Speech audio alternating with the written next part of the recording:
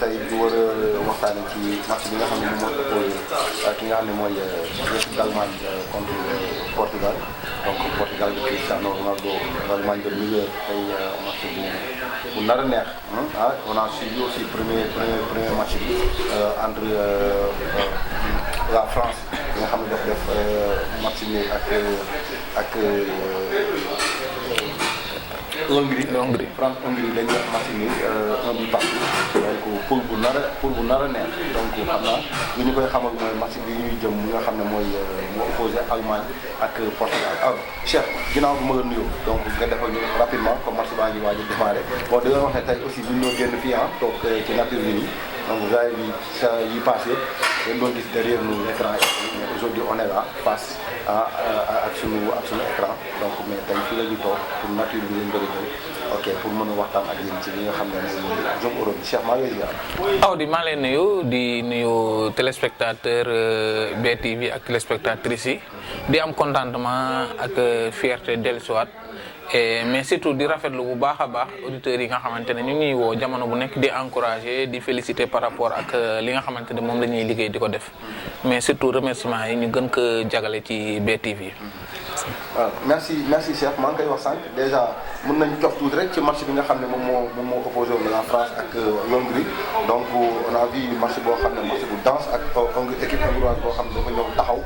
fu bëggee 5-3-2 donc mu nekk système défensif boo xam ne mu njëkk a dugal France nag France topp ci daw et peut-être loolu mën nañ ci brosse rek soog a ñëw ci match bi nga xam ne moom moo nar a opposé l'Allemagne et le Portugal. Effectivement, Awadi, on s'attendait à un match match de confirmation pour la France parce que ñëpp jàppoon nañ ni France bi mu génnee ci match ak Allemagne dafa waroon ñëw pour confirmer et war a jëli jouer qualification am tey donc ñu ngi doon xaar France mu qualifié maa ngi gis sax démb ba seen titre yi ñu ngi def France day qualifié wala du qualifié donc c'est ce qu'on attendait ci deuxième match bi donc ñoom pare woon nañ pour gagner seen match mais ku xool fusionné na match bi tey nga suivre Portugal Hongrie doo am lu la bett ci équipe hongroise bi parce que boo xoolee équipe hongroise bi même keroog contre Portugal ils avaient un bloc très bas mais bloc bas boo xamante ne bu équipe bi génn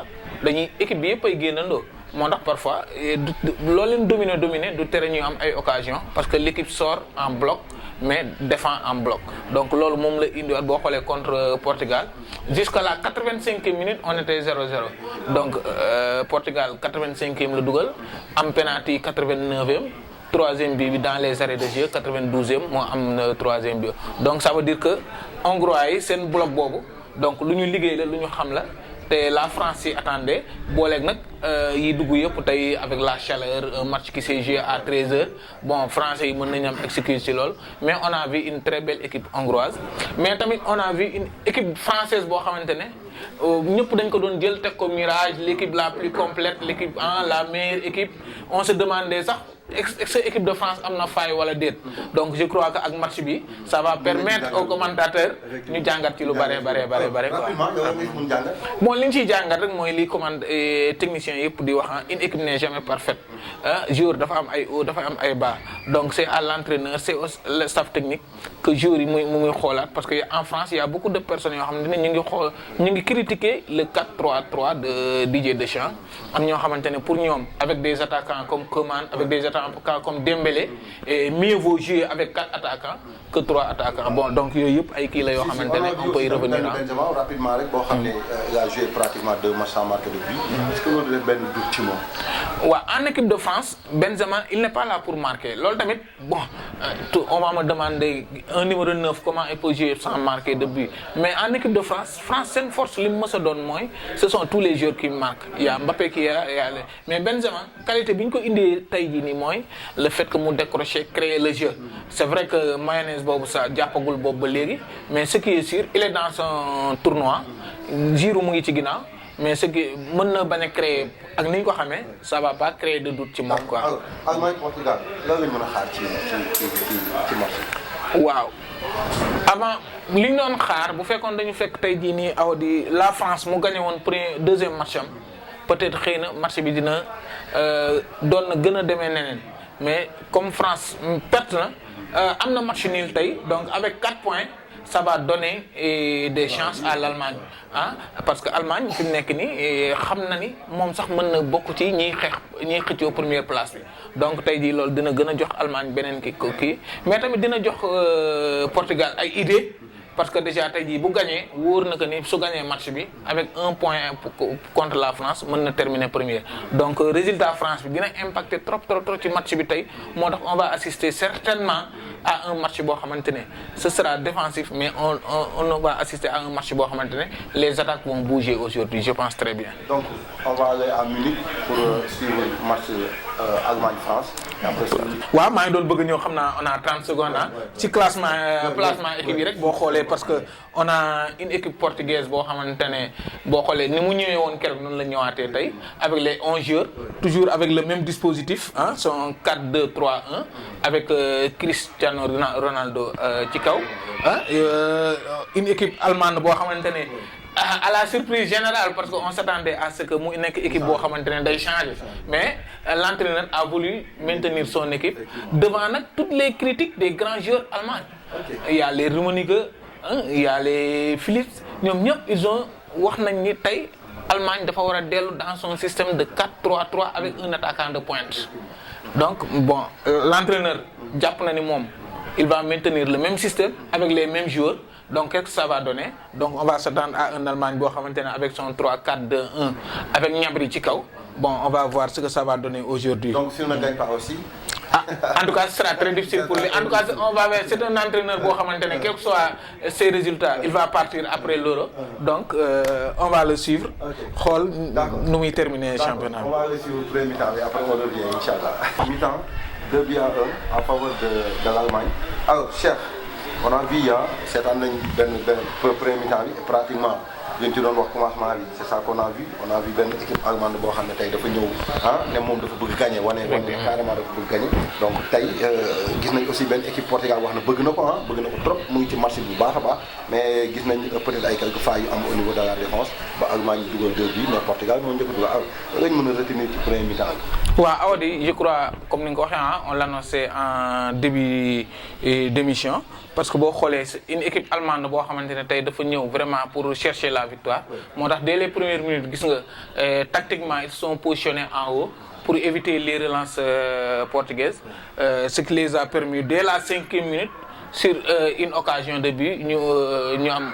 marqué le ubbi score bi mais malheureusement le but a été refusé et c'était très normal par hors-jeu donc une Allemagne très offensive boo xoolee avec ces deux latéraux Kimmich ak Gosens boo xoolee Gosens tey dafa ñëw rek première minute yi mu dem taxaw ci camp Portugal bal bi di jaar ci Kimmich donc boo xoolee Allemagne ñu ngi ko commencé di gisaat son jeu latéral là boobu mu daan am boo xoolee tey moom la indiwaat avec des milieux de terrain cross nag tey un peu plus offensif et parce que yaa ngi gis cross muy coupé au niveau du milieu de terrain pour obliger en largeur donc on a vu beaucoup de relations entre les deux latéraux c'est loolu moo dem ba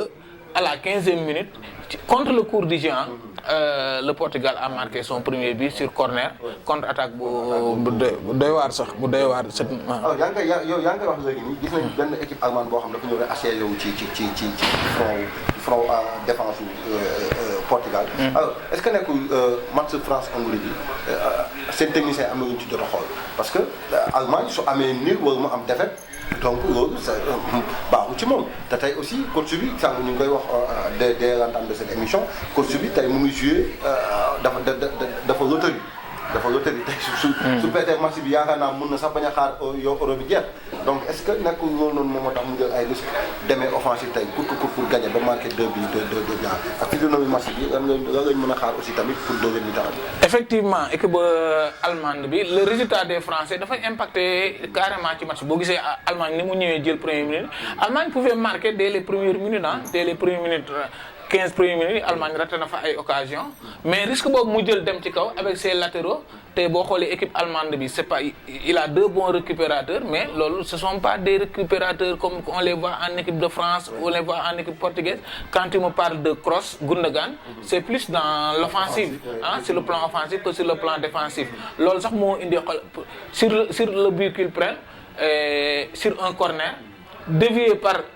dégagé par Cristiano Ronaldo, c'est le même Cristiano Ronaldo qui est à la finition. Donc il nous fait une course de 80 à 90 mètres pour marquer un but. Donc ça veut dire que l'Algérie nga xamante ne moo am ci défense allemande bi. Donc c'est une équipe allemande qui va prendre beaucoup de risques, mais heureusement ils ont continué à jouer bien que jël nañ but, mais Allemagne indi na wane na caractère bi ñu ko xamee woon parce que ils ont pris un but mais ils ont continué de jouer. Ils ont continué de jouer à partir de leurs latéraux. Quand tu vois le premier but, Gosens qui fait un centre pour Havertz qui marque l'égalisation. Il y a un autre, c'est Kimmich qui déborde, fait un centre. Guerrero est obligé de mettre le pied pour marquer contre son camp. Donc il y a un gis ni kon on a vu une très belle équipe offensive allemande mu nekk ci kaw quoi. ñu ngi wax que Allemagne particularité mooy su la mënee da ngay tóor lu bari. Est-ce que match bi physionomie match bi premier temps on peut s'attendre à benn match boo xam day ubbeeku bii bari. Mais bi ñu koy commencé maa ngi wax on va vers un match fermé mais boo xoolee ni match bi ni ñu démarré nii on va vers un match très ouvert parce que Portugal du nangu jël défaite on ne va pas prendre la défaite parce que c'est à ses risques et périls bu xoolee troisième match am ki mu am bu sañoon qualification daf koy jouer dès son deuxième match. L'Allemagne va continuer de pousser pour essayer d'augmenter le score, maintenir son bon résultat du moment. Donc ça veut dire qu'en deuxième mi-temps ce sera un autre match. On va vers un autre match plus ouvert qu'en première. Donc vraiment comme ni nga ko wax léegi on va vers un match très ouvert en deuxième mi-temps. dama ko waxoon ci match Allemagne day passé ma ne mais Sané est-ce que du ko gën a affaiblir à chaque fois qu'on l'attendait pour mu départ ñu xaar ko ci banc bi et que période bu muy dugg day fekk sax ay 15-20 minutes moom mooy des ci match bi alors est-ce que Sané coach bi war ko woon utiliser ak point de vitesse am su amoon Sané Gnabry ci côté bi est-ce que loolu doon woon gën a baax ci Allemagne. waaw xam nga maa la koy wax sax l'Allemagne loolu lañ ko mës a xamee même Allemagne à l'image du Bayern bi nga xamante ne c'est l'équipe phare du championnat allemand il joue avec deux excentrés un numéro 10 un numéro 9 et un 9 et demi. Donc il passe sur les côtés équipe allemande loolu lañ ko xamee woon mais avec l'entraîneur ci championnat bi taxawaay boobu daf ko changé. mais boo xoolee moom match bi yéen passé championnat coupe du monde bi coupe d'Europe bay passé bon système bi ñuy wax ni moo doon football mais ren dañu gis mu ñëw indi beneen chamboulage boo xam ne daal doo comprendre ci biir équipe bi quoi. loolu li ko waral point d'ancrage boobu Allemagne doon am mooy numéro 9 un numéro 9 type. koo xamante ne même bu mënul football mais lu traversé ñoom Klose ñoom Gomez ñoom Rubesch pour ñu gën a yàgg ñooñu point d'ancrage yooyu Allemagne amatu ko donc comme amatu ko nag c'est ce qui a poussé l'entraîneur à revoir son système donc li ñuy wax nag remaniement boo gis day am ci joueurs yi muy am conséquence ci ñoom peut-être loolu moo dal Sané mais peut-être on est dans un championnat il peut revenir au cours du championnat donc lu nekk mën na am mais un entraîneur ce sont des convictions ce sont des principes donc moom li mu gëm rek moom la mën a teg fi mu nekk nii. alors on me fait signe que deuxième mi-temps mu ngi waaj a commencer peut-être dañuy dem seetaan deuxième mi-temps bi alors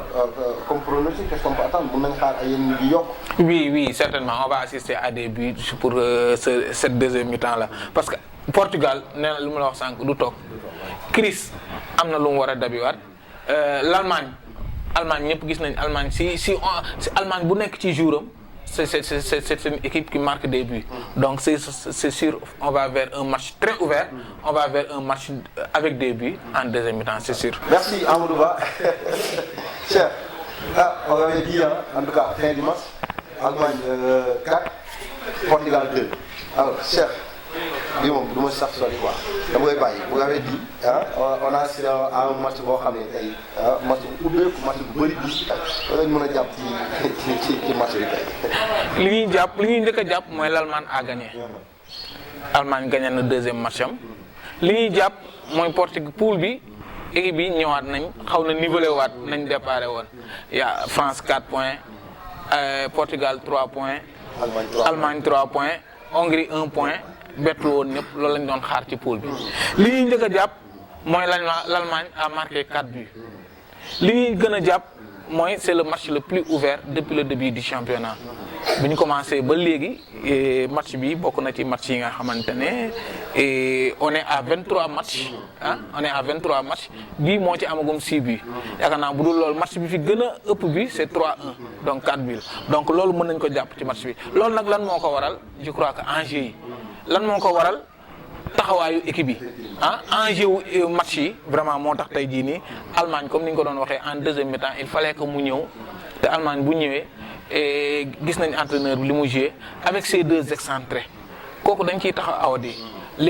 parce que le système 3-5-2 ñu bëri buñ koy teg